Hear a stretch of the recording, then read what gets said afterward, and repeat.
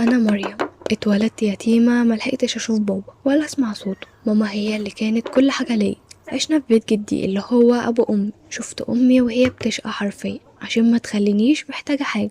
كانت بتشتغل أي حاجة وتيجي على نفسها عشان مصاريفي. في وسط كل ده كان في عمي، كان بيجيلنا كل كام شهر يقعد يسأل عليا، وقبل ما يمشي كان بيطلع فلوس ويديها لي قدام ماما وجدي ويقول دي عشان مريم دي بنت أخويا ومستحيل أسيبها. أنا وقتها كنت طفلة، كنت بحبه قوي وكنت بفرح بوجوده وبحس ان ليا ظهر. عدت الايام وكبرت ودخلت الجامعة، المصاريف كترت وماما مبقتش صحتها زي الاول، ولسه في حاجات كتير في جهازي لسه ما جبتهاش. امي قالت لي انتي ليكي ورث عند عمك، روحي واطلبي حقك. وفعلا رحت لعمي، كنت داخله كاني داخله لبابا بابتسامه وفرحه. قلت له يا عمي انا محتاجه ورثي من بابا عشان الجامعه وجهازي. فجأة ملامح وشه اتغيرت والضحكة اختفت، وقال لي ورث ايه يا بنتي؟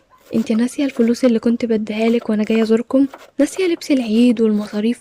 انا صرفت عليكي سنين، والفلوس اللي كنت بديهالك دي اكتر من حقك في الورث بكتير. الكلمه نزلت عليا زي السكينه. يعني ال200 وال500 جنيه اللي كنت بتديهم لي كنت بتحسبهم عليا من ورثي؟ كنت بتمن عليا بفلوسي وانا مش فاهمه؟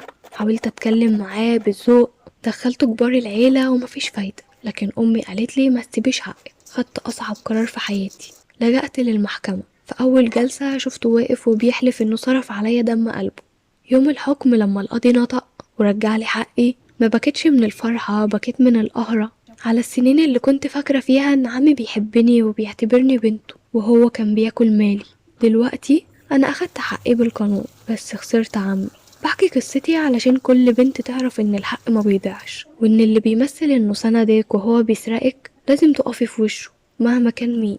في النهاية أنا مخدتش مجرد فلوس، أنا أخدت كرامتي. عمي كان فاكر إن كوني يتيمة فده معناه إني ضعيفة، بس نسي إن اللي سنده ربنا ما بيقعش. رسالتي لكل بنت بتسمعني: حقك مش صدقة من حد، حقك ده اللي ربنا كتبهولك.